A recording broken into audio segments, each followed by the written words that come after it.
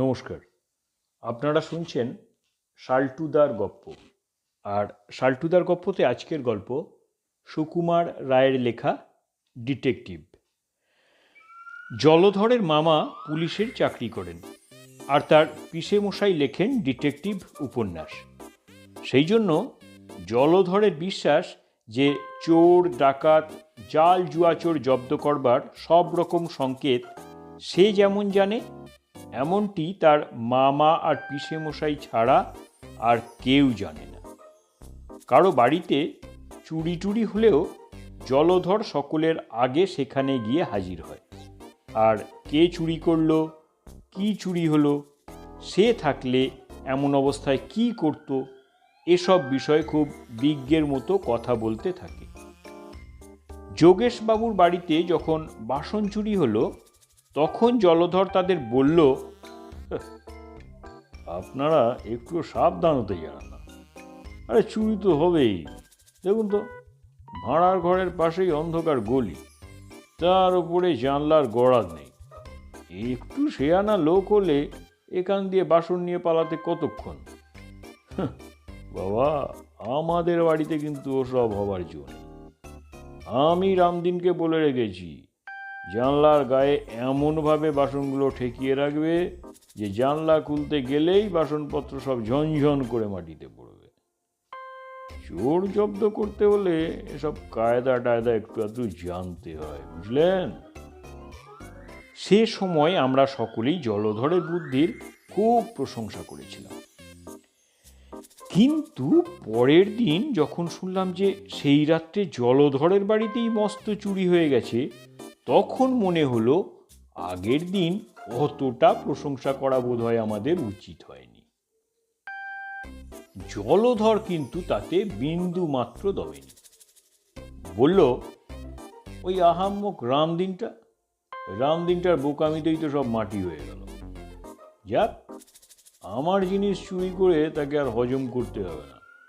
দিন দুচ্চার যেতে দাও না, দেখো।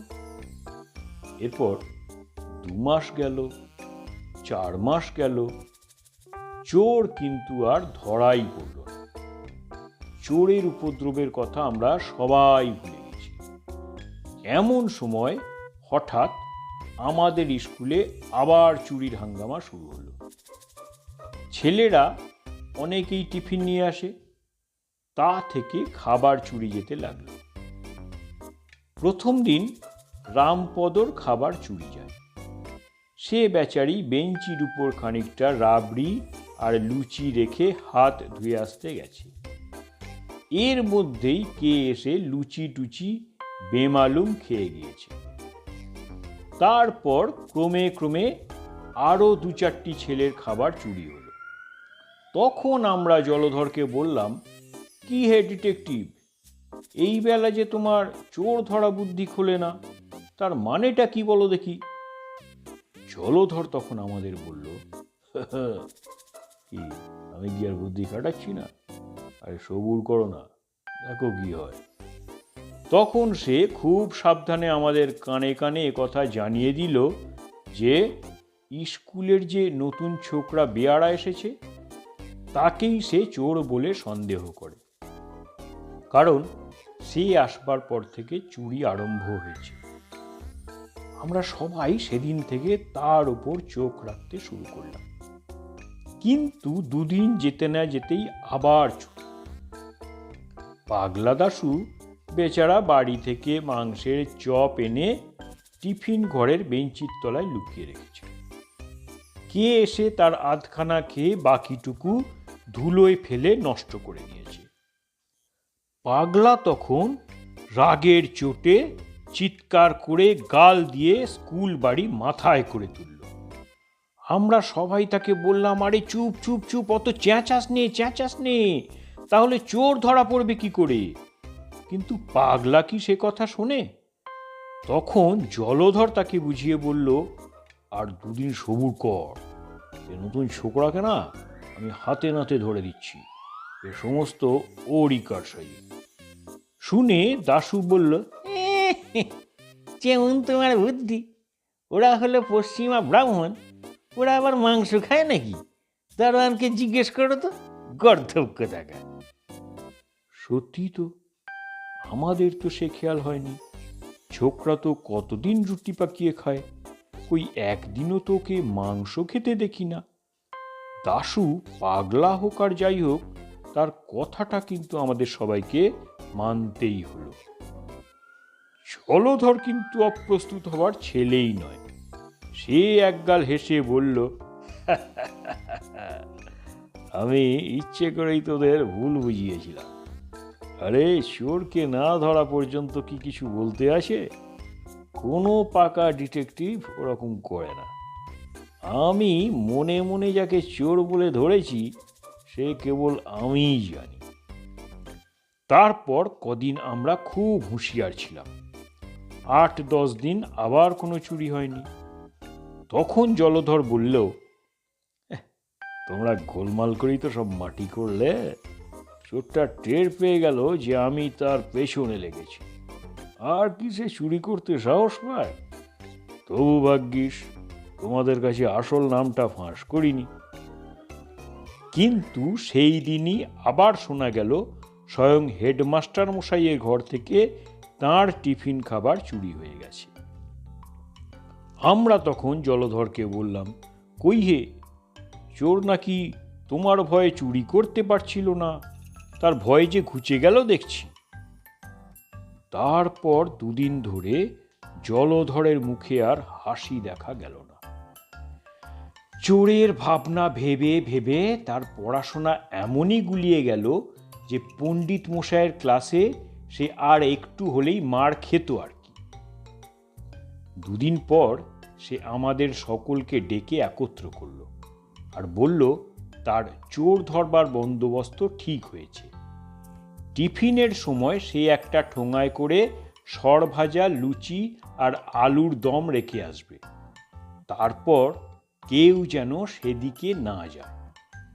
স্কুলের বাইরে থেকে লুকিয়ে টিফিনের ঘরটা দেখা যায়। আমরা কয়েকজন বাড়ি যাবার ভান করে সেখানে থাকব। আরও কয়েকজন থাকবে উঠোনের পশ্চিম কোণের ছোট ঘরটাতে। সুতরাং চোর যেদিক দিয়েই আসুক না কেন, টিফিন ঘরে ঢুকতে গেলেই তাকে দেখা যাবে। সেদিন টিফিনের ছুটি পর্যন্ত কারো আর পড়ায় মন বসে না। সবাই ভাবছে কতক্ষণে ছুটি হবে আর কতক্ষণে চোর ধরা পড়বে। চোর ধরা পড়লে তাকে নিয়ে কি করা হবে সে বিষয়েও নানা কথাবার্তা হতে লাগলো। মাস্টারমশাই বিরক্ত হয়ে ধমকাতে লাগলেন। পরেশ আর বিশ্বনাথকে বেঞ্চির উপর দাঁড়াতে হলো। কিন্তু সময়টা যেন কাটতেই চায় না। টিফিনের ছুটি হতেই জলধর তার খাবারের ঠোঙাটা টিফিন ঘরে রেখে এলো। জলধর, আমি আর 10-12 জন উঠোনের কোণের ঘরটায় রইলাম। আর একদল ছেলে বাইরে জিমনাস্টিকের ঘরে লুকিয়ে থাকলো। জলধর বলল, দেখ, চোরটা যেরকম শ্রেয়ানা দেখছি আর তার যেরকম সাহস, তাকে মারধর করা কিন্তু ঠিক হবে না। লোকটা নিশ্চয়ই খুব সন্ডা হবে। আমি বলি, সে যদি এদিকে আসে তাহলে সবাই মিলে তার গায়ে কালি ছিটিয়ে দেবো আর চেঁচিয়ে উঠব। তাহলে দারোয়ান সব ছুটে আসবে আর লোকটা পালাতে গেলেও ওই কালির চিহ্ন দেখে ঠিক ধরা পড়ে যাবে। আমাদের রামপদ বলে উঠল, কেন? থেদে খুব ঠন্দা হবে তার মানে কি? থে কিন্তু ডাককোচের মতো খায় বলে তো মনে হয় না। যা চুরি করে নিয়ে যাচ্ছে সে তো কোনোদিনই খুব বেশি নয়। জলধর বলল, তুমি যেমন পণ্ডিত, রাক্ষসের মতো খানিকটা খেলেই বুঝি সন্ডা বলতে হয়? তাহলে তো আমাদের শ্যামদাসকেই সকলের চেয়ে সন্ডা বলতে হয়। সেদিন ঘোষেদের নেমন্তন্নে ওর খাওয়া দেখেছিলে তো? বাপু হে, আমি যা বলেছি তার উপরে ফোড়ন দিতে যেও না। আর তোমার যদি নেহাত বেশি সাহস থাকে, তুমি গিয়ে চোরের সঙ্গে লড়াই করো, আমরা কেউ তাতে আপত্তি করব না। আমি জানি এ সমস্ত নেহাত যেমন তেমন চোরের সাধ্য নয়। আমার খুব বিশ্বাস যে লোকটা আমাদের বাড়িতে চুরি করেছিল এসব তারই কাণ্ড। হঠাৎ এমন সময় টিফিন ঘরের বাঁদিকে জানলাটা খানিকটা ফাঁক হয়ে গেল, যেন কেউ ভিতর থেকে ঠেলছে। আর তারপরেই সাদা মতন কি একটা ঝুপ করে উঠোনের মধ্যে লাফিয়ে পড়ল। আমরা চেয়ে দেখলাম একটা মোটা হুলো বেড়াল, তার মুখে জলধরের সর ভাজা।